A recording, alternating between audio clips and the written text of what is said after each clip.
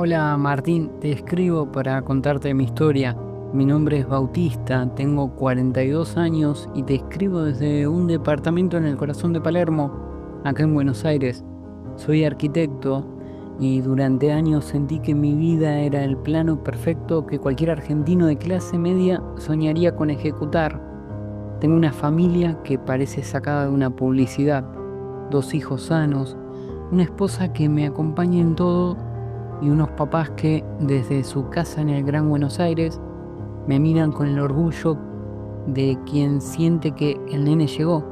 Mi papá, que trabajó toda su vida en una metalúrgica, ve mi estudio y mis obras como el trofeo máximo de su sacrificio. En este país, donde todo es tan incierto, yo era la certeza de la familia, el tipo que no falla, el que siempre tiene un plan B, el que sostiene la estructura cuando el dólar sube o cuando la crisis en Argentina golpea. Pero hace meses que siento que esa estructura me está aplastando. Me convertí en una persona funcional de manual, una máquina de resolver problemas ajenos mientras los míos se acumulaban en el sótano. Vivir en Buenos Aires tiene esa mezcla de adrenalina y melancolía. Caminas por la Avenida Libertador y ves el éxito en cada fachada, pero si miras bien, ves el cansancio emocional en los ojos de la gente. Yo era uno de ellos. Me pasé la vida cumpliendo expectativas ajenas. Mi mamá quería un hijo profesional, mi esposa quería seguridad, mis clientes querían perfección y yo le di todo, Martín.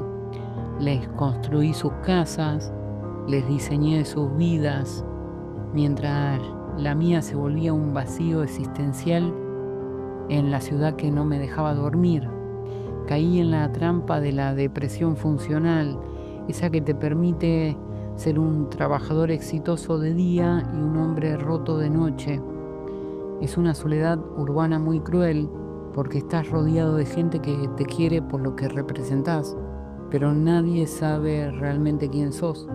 Me sentía un extraño en mi propia mesa de domingos con mi familia, escuchando a mi familia planear viajes y futuros, mientras yo solo pensaba en cuánto tiempo más podría aguantar la respiración antes de ahogarme en este perfeccionismo tóxico. El clic fue hace 2 semanas.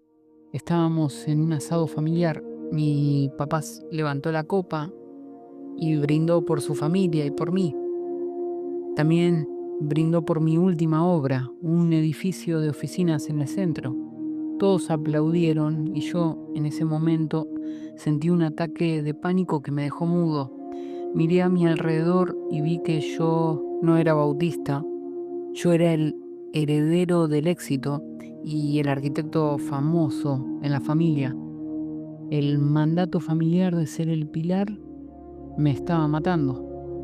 Me cansé de ser quienes todos esperan, me cansé de la crisis de identidad de la modernidad, donde valés lo que facturás. Salí al patio, me quedé mirando el cielo gris de Buenos Aires y entendí que mi éxito era una estructura de hormigón armado que yo mismo ayudé a levantar para encerrar mis deseos. Mi cuerpo dijo basta. Ese agotamiento emocional se transformó en una necesidad física de romperlo todo. Pero te escribo esto porque tengo para darte una buena noticia, Martín. Porque la redención empezó cuando me animé a decir no puedo más. Se lo dije a mi esposa esa misma noche, se lo dije a mi papá al día siguiente y el mundo no se terminó. Simplemente la estructura no se cayó, simplemente se volvió más humana. Entendí que la liberación emocional no es irse a vivir al campo, aunque a veces dan ganas, sino dejar de ser un engranaje y volver a ser un hombre. Aceptar la vulnerabilidad me salvó la vida. Hoy sigo siendo arquitecto, pero ya no diseño cárceles de lujo para otros. Estoy rediseñando mi propia libertad.